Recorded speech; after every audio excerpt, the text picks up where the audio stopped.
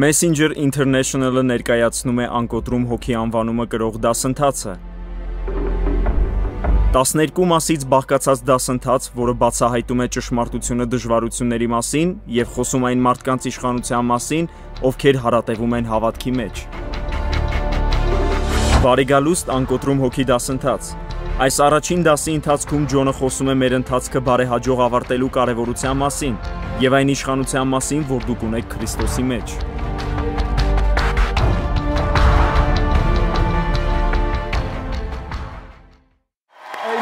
Amen, amen, amen, amen, amen.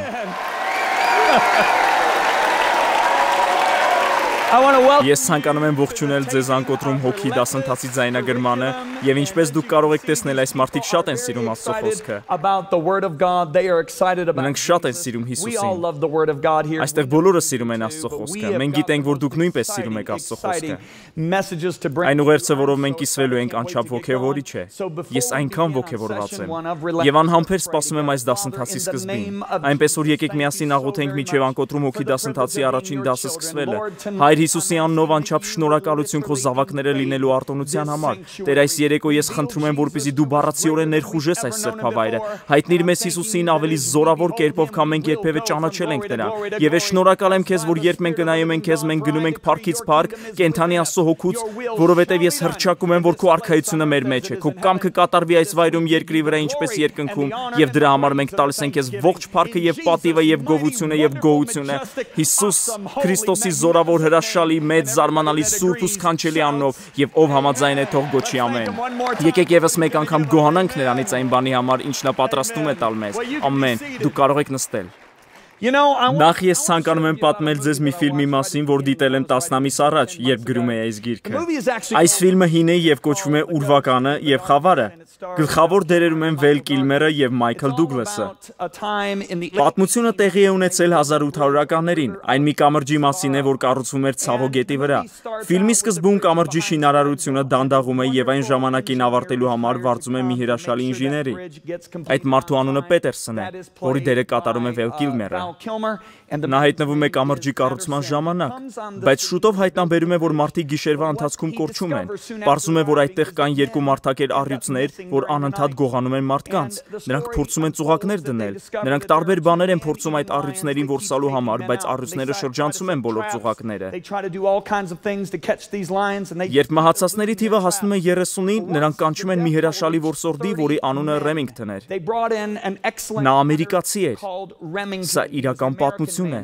Ռեմինգթոնը գալիս է եւ նրանք սկսում են ծուղակներ պատրաստել եւ որսալ այդ առյուծներին, բայց առյուծները խուսափում են նրանց ծուղակներից։ Ի վերջո, երբ մահացածների թիվը հասնում է 130-ի, աշխարհը վերցնում է կամրջի վրա աշխատող բոլոր մարդկանց եւ գնացքով հեռանում այդտեղից։ Ֆիլմը հասավ այն որոշիչ պահին, որ իսկապես ազդեց ինձ վրա։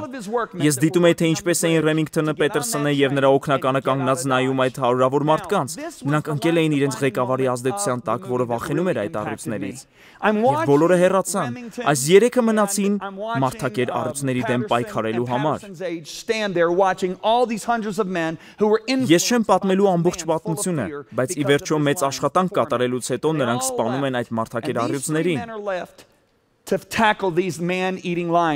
Well, I'm not going to go into the whole story, but it turns out after a lot of work, they end up killing the two man-eating lions. Մարդիկ վերադառնում են եւ այդ աշխատողները սկսում են անչափահարգել Պետերսոնին։ Այս ֆիլմը ցույց տվեց ինձ հետեւյալը։ Մենք նույնպես կամուրջ ենք կառուցում։ Մենք կառուցում ենք կամուրջ երկնքի եւ երկրի միջեւ։ Մենք դեսպաններ ենք։ Մենք տարածում ենք երկնքի արքայությունն այս երկրի վրա։ Բայց Պետրոսն ասում է հետեւյալը. Սատանան գոռոզ առյուծի պես ման է գալիս եւ որոնում է թե ում կուլ տա։ Մենք թշնամի ունենք, բայց մենք նման ենք այդ մարդկանց։ Նրանք հրացաններ ունեին, իսկ առյուծները ոչ։ Մենք զենքեր ունենք, իսկ մեր թշնամին զինաթափված է, որովհետև Աստվածաշնչում ասում է, որ Հիսուսը զինաթափել է յուրաքանչյուր տերություն եւ զորություն։ Նա ասում է բանալիներն ինձ մոտ են, նա սպառազինություն ունի եւ այն մեզ է տվել։ Հարցը հետեւյալն է. ինչպիսի մարդիկ մենք պետք է լինենք։ Ինչպես կդասավորվի մեր կյանքը։ Արդյոք մենք կնմանվենք այն մարդկանց, ովքեր լցված են վախով եւ փախչում են դժվարություններից, թե կլինենք Ռեմինգթոնի, Պետերսոնի եւ նրա օգնականի նման, ովքեր դիվակայեցին այդ առյուծներին եւ ավարտեցին այն, ինչ սկսել էին։ Որպես այս դասի ներածություն ես ցանկանում եմ կարդալ Սողոմոնի խոսքերը։ Սողոմոնը ժողովողի 7:8-ում ասում է. «Մի բանի վախճանը լավ է նրա սկզբից»։ Ձեզանից քանիսը գիտեն, որ մեր վերջը շատ ավելի կարևոր է, քան մեր սկիզբը։ Լավ պահ է ամեն ասելու համար։ Թե փոխհարաբերությունների, թե ինչ-որ առաջադրանքի, թե կյանքի որևէ բնագավառի կամ ամբողջ կյանքի վերաբերյալ, ավարտն ամենակարևոր մասն է։ Բարեհաջող ավարտելու համար մենք պետք է ճիշտ կյանքով ապրենք։ Ամեն։ Բայց հաշվի առնելով այն փաստը, որ այս աշխարհում կան հակառակվող ուժեր, մենք պետք է սովորենք երբեք չհանձնվել։ Սա նշանակում է, որ մենք պետք է զարգացնենք անկոտրում հոգի։ Ամեն։ Ինչպես մենք կարող ենք անկոտրում հոգի ձեռք բերել։ Ինչու է դա այդքան կարևոր։ Այս դասընթացը հենց դրա մասին է։ Թե ինչպես զարգացնել անկոտրում հոգի և թե ինչու է դա այդքան կարևոր, ես շատ անկեղծ եմ լինելու ձեզ հետ։ Արդեն երկար տարիներ է ես խորը մտահոգություն ունեմ, որ բազմաթիվ քրիստոնյաներ բարեհաջող կերպով չեն ավարտելու իրենց ընթացքը։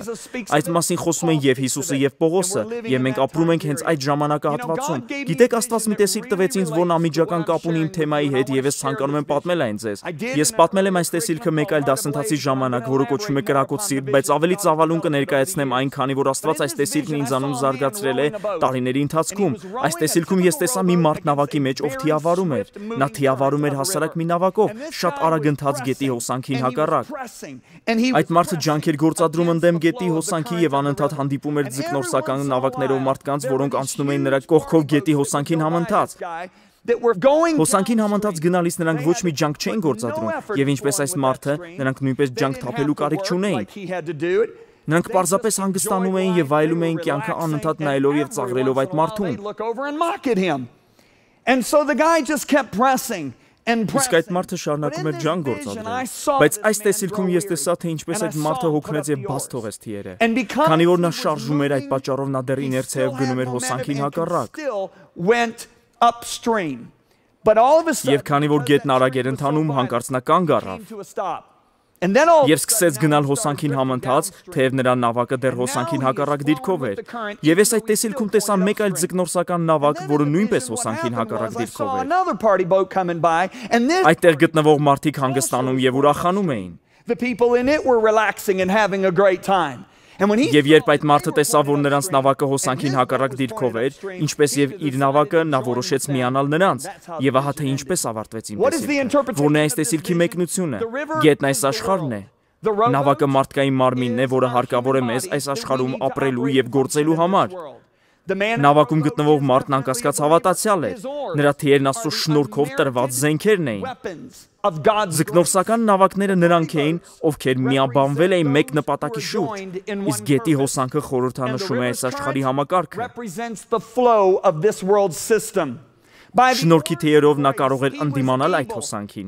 Նրա ֆիզիկական ուժը, որը խորհրդանշում էր նրա հավատքը, սկսեց թուլանալ։ Նա համոզված չէր, որ ուներ այն ամենը, ինչ որ հարկավոր էր ընթացքն ավարտելու համար։ Դուք ինձ հետ եք։ Աստծուց տրված նպատակն իրականացնելու համար մեզ պետք է գնանք այս աշխարհի համակարգի հոսանքին հակառակ։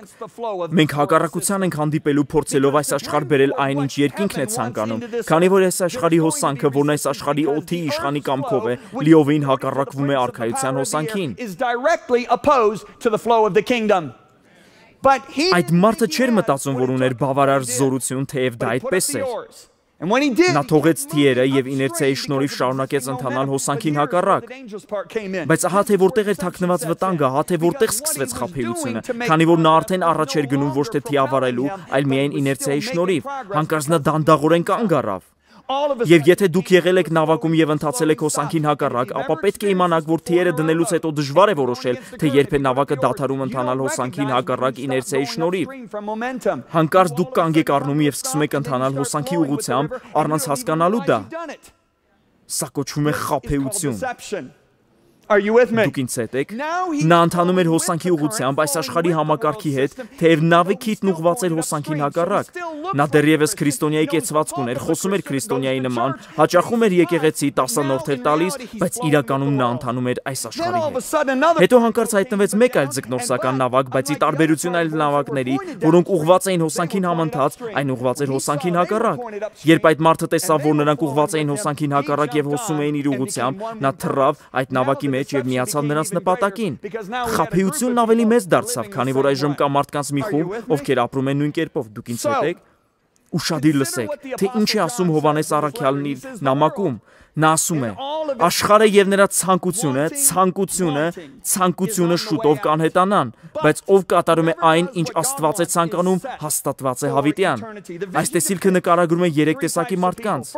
Նախ եւ առաջ, անհավատ մարդու, ով չի տեսնում ոչինչ եւ լիովին տարված է իր ցանկությամբ եւ ցանկությամբ։ Երկրորդ տեսակի մարդը ճշմարիտ հավատացյալն է, ով պետք է առանց նահանջելու ջանք գործադրի Աստծո արքայությունը տարածելու համար։ Հիշում եք, թե ինչպես է Պողոսը Փիլիպպեցիների 3-րդ գլխում ասում. ես հետևում եմ դեպի նպատակը։ Դուք ինձ հետ եք, բայց երրորդը խաբված մարդն է։ Այսպիսի մարդն իր ցանկությունը թաքցնում է քրիստոնեական կեցվածքի մեջ եւ Սուրբ Գիրքը սխալ է գործածում։ Այս տեսիլքը հասկանալուց հետո Եբրայեցիների թղթի հեղինակի հորդորն իմաստավորվեց ինձ համար։ Եբրայեցիների 12-15-ում ասում է. հաստատեք թուլացած ձեռքերը եւ տկարացած ծնկները եւ ձեր ոտքերի համար ուղիղ ճանապարհներ շինեցեք։ Զգույշ կացեք, որ մեկը ետ մնացած չլինի Աստծո շնորհքից։ Guard against turning back from the grace of God. Սա գրված է հավատացյալների համար եւ կարծում եմ, որ այս տեսիլքի մասին լսելուց հետո դուք կարող եք հասկանալ դա։ Դուք համաձայն եք, որպես Աստծո զավակներ, մենք պետք է ձգտենք բարեհաջող ավարտել մեր ընթացքը։ Կարող եք ամեն ասել։ Ուրեմն թույլ տվեք ինձ սահմանել անկոտրում բառը։ Թույլ տվեք սկսել սրանով։ Անկոտրում բառը սահմանվում է որպես վճռական, համառ եւ անզիջում վերաբերմունք կամ դիրքորոշում։ Պարզ ասած, այն չի զիջում։ Իսկ ինչ է նշանակում զիջել։ Զիջել նշանակում է փափկել, լճանալ կամ նույնիսկ տեղի տալ։ Իսկ հիմա անկոտրում բառի հոմանիշները, ինձ դուր է գալիս նայել հոմանիշները, անդրդվելի, խիստ, հաստատակամ, անզիջում, անհաղթահարելի, հաստատուն եւ նպատակասլաց։ Միթե այս հոմանիշները չեն ոգեշնչում ձեզ։ Անկոտրում բառը կարող է կիրառվել անզիջում չար ուժի հանդեպ, բայց մեր քննարկման մեջ մենք այն օգտագործելու ենք դրական իմաստով։ Մենք կկիրառենք այս բառը անվեհեր եւ խիզախ մարդու վերաբերյալ, ով որոշել է ավարտին հասցնել իրեն տրված առաջադրանքը։ Թե երկարաժամկետ, թե կարճաժամկետ առաջադրանքի դեպքում անկոտրում հոգի ունեցող մարդը գնալու է միջև վերջ, միջև ցանկալի նպատակը։ Ոչինչ ետ չի կանգնեցին նրան իր ցանկալի նպատակից։ Ամեն։ Այժմ դուք կարող եք մտածել, բայց Ջոն, ես վճռական չեմ, ես անզիջում չեմ, իմ կյանքում եղել են դեպքեր, երբ ես հանձնվել եմ։ Ես կասեմ ձեզ հետևյալը, այս դահլիճում ոչ ոք այդքան չի նահանջել, որքան ձեր առջև կանգնած մարդը։ Ես հիշում եմ, որ երկրորդ կուրսից հետո ես տուն վերադարձա եւ ասացի մորս. մայրիկ, ես վերստին ծնվել եմ, ես քրիստոնյա եմ դարձել։ Այս կիսամյակի ընթացքում ես վերստին ծնվել եմ տղաների ուսանողական հանրակացարանում։ Սակայն մայրս ընդհանրապես չկիսեց իմ խանդավառությունը, նա պարզապես նայեց ինձ եւ ասաց. երևի դա քո հերթական տարօրինակությունն է։ Հավանաբար դու կթողնես դա, ինչպես որ թողեցիր այն ամեն ինչով զբաղվել ես։ Ամենացավոտն իմ մոր խոսքերի մեջ այն չէր, ինչ նա ասաց ինձ, այլ այն փաստը, որ նա լիովին ճիշտ է։ Ես թողնում էի ամեն ինչ։ Ես հիշում եմ, երբ սովորում էի ավագ դպրոցում։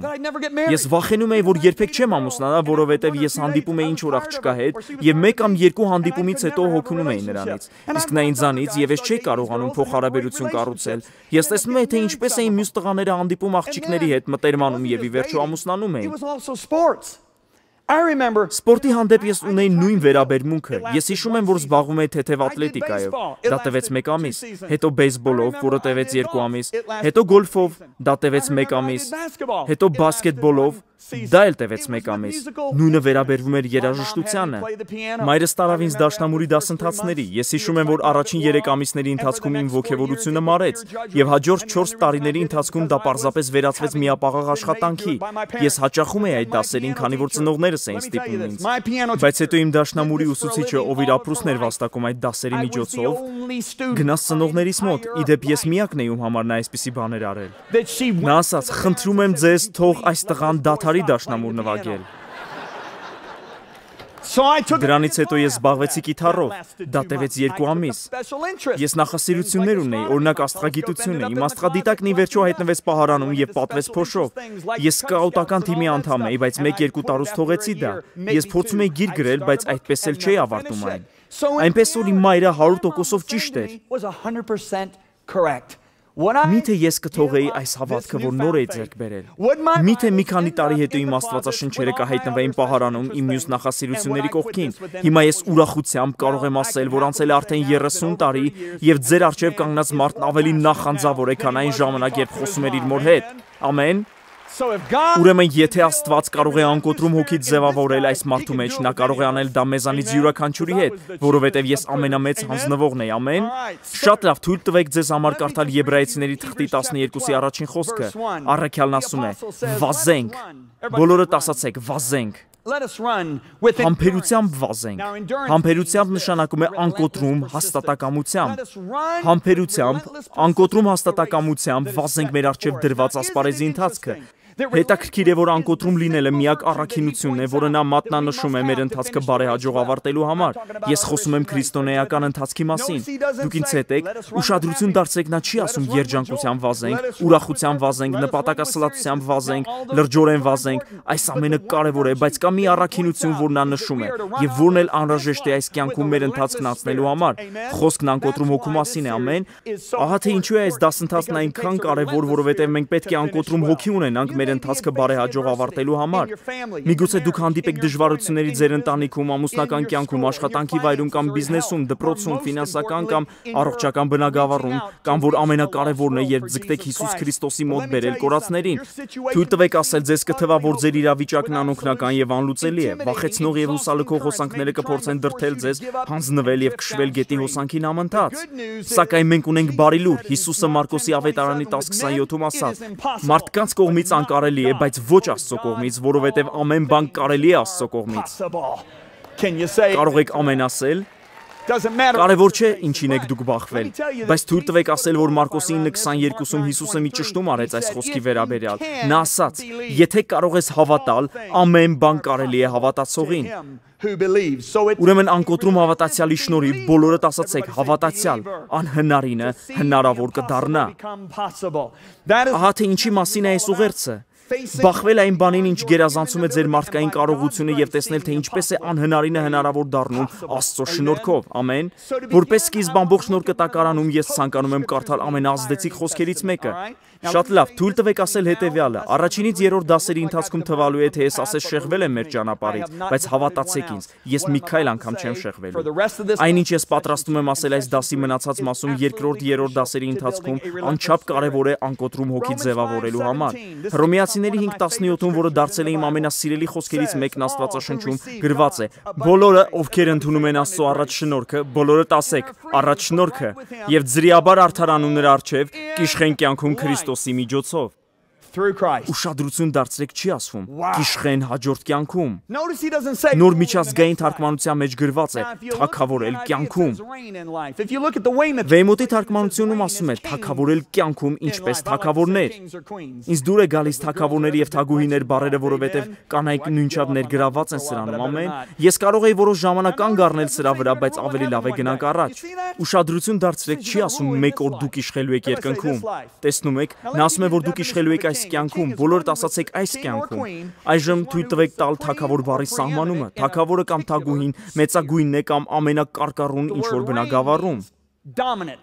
Թագավորել բառը նշանակում է գերիշխանություն կամ համատարած ազդեցություն։ Այնպես որ իշխել թագավորի կամ թագուհու պես նշանակում է ունենալ մեծագույն իշխանություն կամ ազդեցություն որոշակի բնագավառում։ Որն է այդ բնագավառը, այն կոչում է կյանքի բնագավառ։ Այնպես որ այլ խոսքերով կյանքը չպետք է իշխի մեզ վրա։ Մենք պետք է իշխենք կյանքի վրա ամեն։ Կամ մի ընդունված արտահայտություն, որ ես տարիներ շարունակ լսել եմ եւ ցանկանում եմ հակառակվել դրան անմիջապես այս առաջին դասի ընթացքում, երբ թվում է, որ ամեն ինչ անվերահսկելի է դառնում եւ մեր ընտանիքը եւ սիրելիները դժվարությունների առջեւ են կանգնում, թվում է, թե ամեն ինչ շատ ավելին է, քան մենք կարող ենք տնօրինել։ Մենք ասում ենք Աստված վերահսկում է ամեն ինչ։ Ձեզանից քանիսն են լսել այս արտահայտությունը։ Դե պատասխանեք ինձ։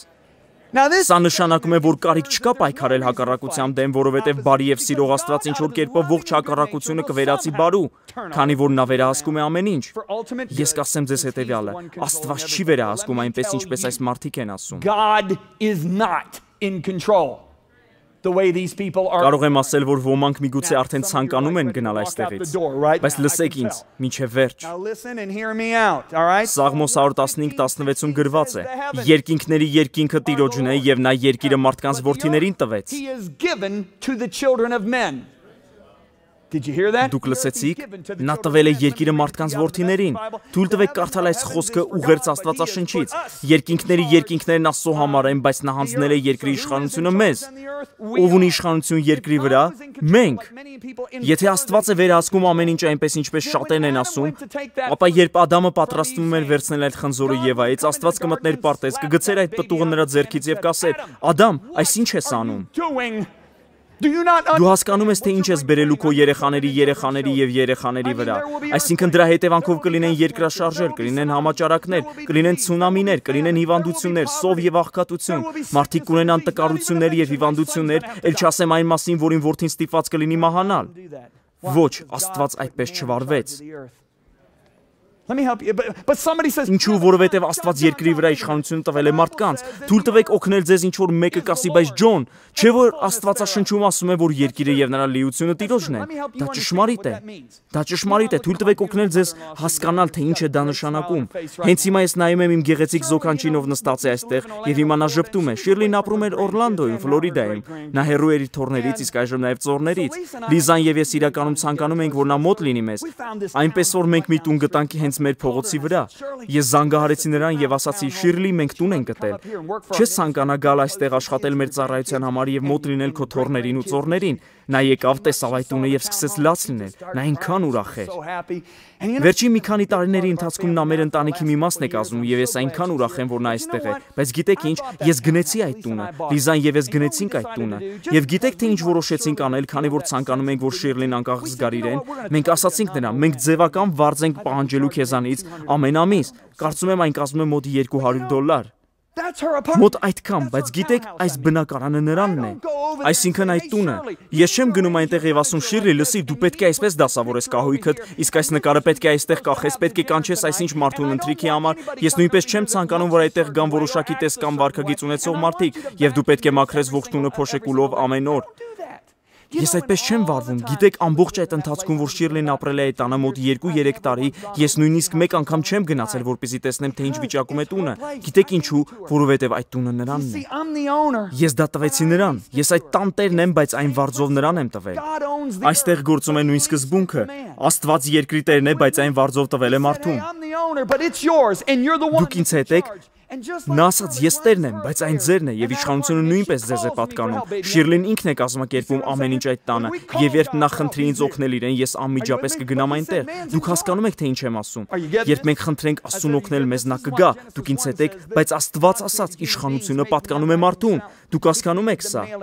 Ես ասացի, դուք հասկանում եք սա, ահա թե ինչու ծննդոց մեկում գրված է, եւ Աստված ստեղծեց մարդկանց իր նմանությամբ։ Նա ստեղծեց նրանց որպես տղամարդ եւ կին, օրհնեց նրանց եւ ասաց. Շատ երեխաներ ունեցեք, որպեսզի ձեր սերունդներն ապրեն ամբողջ երկրի վրա եւ այն ենթարկեն իրենց վերահսկողությանը։ Ես իշխանություն եմ տալիս ձեզ։ Սա գրված է Ծննդոց առաջին գլխի 27-28-ում։ Այս մոլորակի վրա ամեն բան մարդն է վերահսկում, այլ ոչ թե Աստված։ Խնդիրները սկսեցին այն ժամանակ, երբ Ադամը չհնազանդվեց Աստծուն եւ այս երկիրը հանձնեց նոր սեփականատիրոջը։ Նրա անունը Սատանա է։ Ամեն ինչ սկսեց ընթանալ Աստծո ցանկությանը հակառակ։ Առաջացան հիվանդություններ եւ շատ այլ բաներ։ Թույլ տվեք մի բան ասել, Աստծո մոտ խնդիր առաջացավ։ Խնդիրը միայն այն չէր, որ մարդը գտնվում էր Սատանայի ձեռքերում, որովհետեւ հիշեք, թե ինչ ասաց Սատանան, Լյուցիֆերը, Հիսուսին։ Նա ասաց աշխարհի բոլոր թագավորություններն ինձ են տրված, երբ դրանք տրվեցին իրեն։ Պարտեզում եղած ժամանակ, երբ Ադամը Լուցիֆերին տվեց այն, ինչ Աստված տվել էր իրեն, այնպես որ Աստծո մոտ խնդիր առաջացավ։ Նա ասաց. «Ես սիրում եմ մարդուն, ես սիրում եմ մարդկությունը, ես ցանկանում եմ, որպեսզի նրանք վերադառնան ինձ մոտ»։ Բայց նա չէր կարող գալ որպես աստվածություն եւ ետ վերցնել մեզ, որովհետեւ նա տվել էր երկիրը մարդկանց։ Ահա թե ինչու Հիսուսը պետք է գար եւ ահա թե ինչու նա պետք է ծնվեր կնոջից։ Նա պետք է 100%-անոց մարդ լիներ, բայց նա ծնվել էր Սուրբ Հոգուց, այնպես որ Հիսուսը 100%-անոց Աստված է։ Այդ իսկ պատճառով նա ազատ էր մեղքի անեծքից, որի ներքո մենք ծնվել էինք։ Բայց եթե դու ավետարաններում նկատել ես, նա միշտ իրեն անվանում է մարդու որդի, մարդու որդի, մարդու որդի, որովհետև միայն մարդը կարող է ետ բերել այն, ինչ կորցրեց Ադամը։ Դուք ինձ հետ եք, Հիսուսը ետ բերեց ամեն ինչ։ Կողոսացիների 2:15-ում ասում է, որ նա զինաթափեց իշխանություններին եւ պետություններին, եւ այժմ այդ իշխանությունը, որ Ադամը թողեց, պատկանում է միայն իրեն։ Ահա թե ինչու է նա Մատթեոս 28:18-ում ասում. «Ամեն իշխանություն, ողջ զորությունը իշխելու համար ինձ տրվեց երկնքում եւ երկրի վրա»։ Մեկ օր նա վերականգնելու է ամբողջ բնությունը, դարձնելով այն այնպիսին, ինչպիսին Եդեմի պարտեզն էր նախքան Ադամի անկումը։ Բայց այժմ բնությունը դեռ ենթակա է ապականության։ Մեր ֆիզիկական մարմինները դեռևս ծերանում եւ մահանում են։ Ֆիզիկական աշխարհը դեռևս ապականվում եւ քայքայվում է։ Վայրի կենդանիները դեռևս որսում եւ ուտում են ավելի թույլ կենդանիներին, օձերը դեռևս մահացություն ունեն, հիվանդությունները դեռևս տարածվում են, փոթորիկները եւ պտտահողմերը դեռ կործանում են։ Այս ցուցակը կարելի է շարունակել։ Սակայն ահա այս ամբողջ դասի դրական մասը։ Կամ մեկը, ով ունի ողջ իշխանությունն այս ամենի վրա եւ կարող է փոխել ամեն ինչ։ Խոսքը Քրիստոսի մասին է։ Կարող եք ամեն ասել, դե ավելի ուժեղ ծափահարեք այս խոսքերի համար։ Եվ այսպիսի մի հարց է ծագում. ով է Քրիստոսը։ Ահա թե որտեղ է դրսևորվում հավատացյալների չնորոգված մտածելակերպը, որովհետև մտածելով Քրիստոսի մասին մարդիկ պատկերացնում են մեր հարություն առած Տիրոջը եւ Փրկչին Հիսուս Քրիստոսին։ Ասես թե Քրիստոսը նրա ազգանունն է։ Բայց եկեք տեսնենք, թե ինչ է ասում Աստծո խոսքը Քրիստոսի մասին։ Առաջին Կորինթացիների 12:27-ում գրված է. «Դուք բոլորդ Քրիստոսի մարմինն եք, եւ ձեզանից յուրաքանչյուրն այդ մարմնի առանձին եւ անհրաժեշտ մասն է»։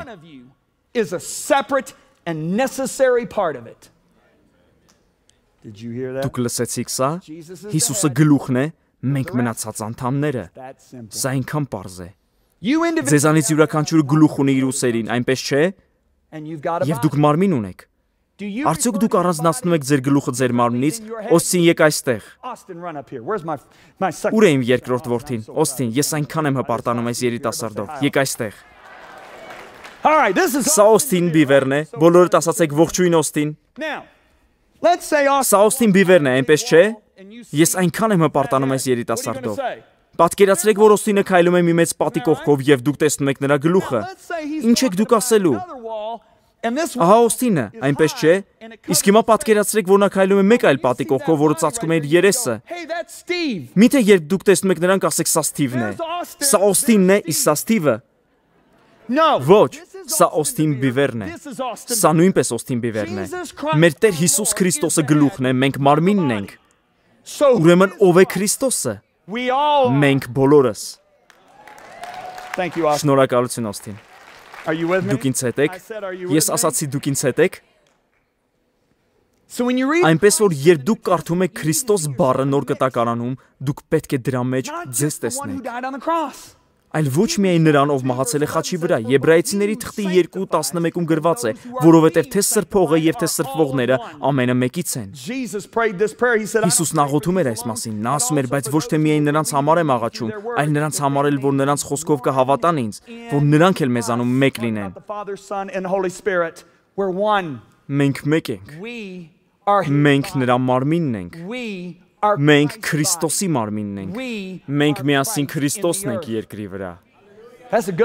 Լավ պահ է ամեն ասելու համար։ Պետրոսը գրում է. մենք վերստին ծնվեցինք Աստծո խոսքից, որպեսզի կարողանանք հաղորդակից լինել աստվածային բնությանը։ Օստինի ձեռքն ունի նույն մոլեկուլային կառուցվածքը, DNT կառուցվածքը, ինչ որ ունի նրա դեմքը։ Նույն կերպով մենք եւ մեր գլուխը նույնն ենք։ Մենք հաղորդակից ենք դարձել աստվածային բնությանը։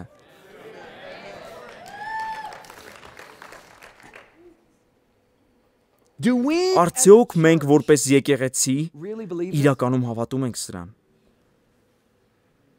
Ես նկատի ունեմ, արդյոք մենք իսկապես քայլում ենք այս երկրի վրա ինչպես Քրիստոսի մարմինը, թե մենք նման ենք փայտե արձանիկների։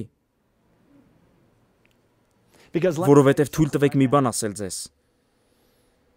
Մենք կարող ենք բարձրանալ միայն այնքան, որքան հավատում ենք։ Այնպես որ ավարտելով այս դասը ես հարցնում եմ ձեզ. Միթե Քրիստոսը բաժանված է։ Միթե գլուխն առանձին է, իսկ մարմինը ցածր է նրանից։ Թե նա մեկ Քրիստոս է։ Նա մեկ Քրիստոս է։ Մենք մեկ ենք նրա հետ։ Հավատացեք ինձ, սա ոչ մի կապ չունի իմ եւ ձեր գործերի հետ։ Այս ամենը կապված է նրա շնորհքի հետ, որ մենք չենք վաստակել։ Նրա շնորհքը, որի մենք արժանի չէինք, մեզ հաղորդակից է դարձրել իր աստվածային բնությանը։ Մենք միասին Քրիստոսն ենք երկրի վրա։ Ամեն։ Կտեսնվենք հաջորդ դասին։ Երկրորդ դասի ընթացքում դուք կիմանաք ձեր իշխանության դիրքի մասին։ Դուք նույնպես կիմանաք ձեր կյանքում շնորհքի ազդեցության մասին, որով դուք պետք է ապրեք այս երկրի վրա այնպես, ինչպես Հիսուսը։